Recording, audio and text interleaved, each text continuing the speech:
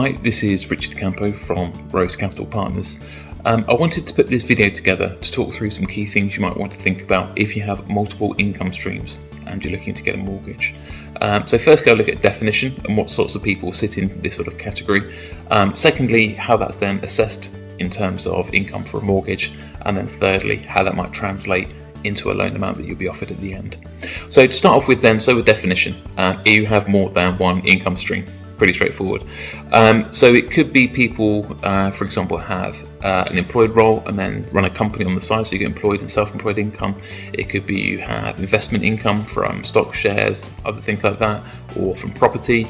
It may be you have maintenance on top of what you're paid. And a lot of our clients particularly might be something like a non-exec director. So you might sit on multiple boards, you might have a salary in one area, but then a consultancy fee in another, working in a contract. So you pretty much know if your affairs are more complex because you have more than one source of income. It is fairly straightforward. So if that sort of fits into how you're paid or how your income looks, then probably worth sort of watching the rest of this because it does get quite complicated in terms of how a bank assesses that. So looking at the assessment then, what a bank will very often do is take 100% of your core income or primary income. So let's pick a fairly simple example to start with this. So let's say you're employed and then you have investment income on the side. So a bank will take all of your employed income, but then maybe half of what's called secondary income.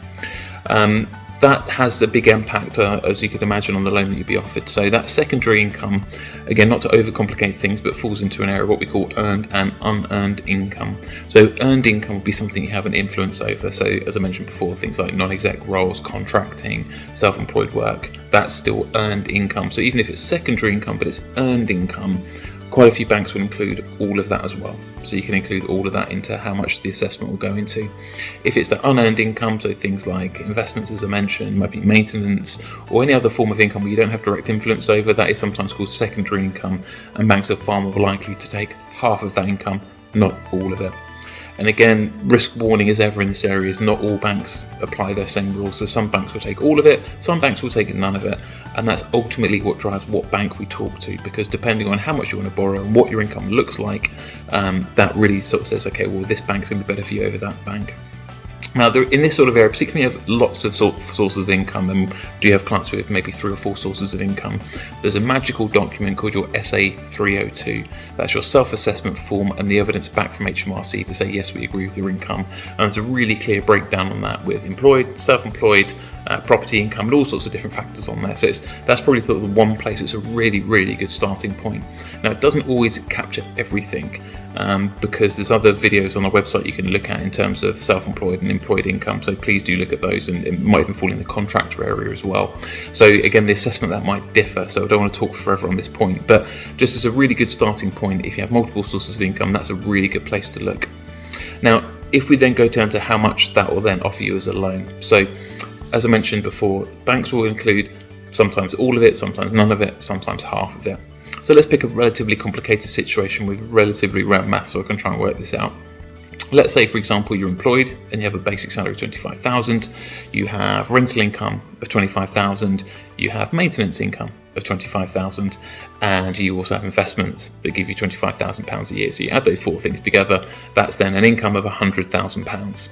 Now, banks will offer you generally around 4.5 times your income. That's roughly what you'd offer. So you'd expect to be 4.5 times that figure. Not necessarily. So if you break down those aspects, some banks will just take your employed income. Now, if they do that, 4.5 times 25 is 112,000. If it's then a bank that includes half of your other forms of income, so that's £75,000 divided by 2, add that back into your basic, times that by 4, that takes you to 281,000. And again, if you go to maybe the right bank that you need to talk to and include all of your income, that could then be up to £450,000. So you can see there the wide range of outcomes you can have from one bank that just includes your employed income, which is 112,000, versus a bank that includes all of your income, which is 450,000. It's a massive, massive difference.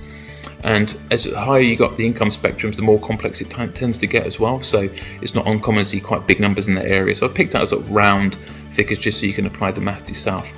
But if you think this applies to you, or if you fall into this category, please do pick up with us. We're very good at assessing this and understanding what your needs are and making sure we go to the right bank.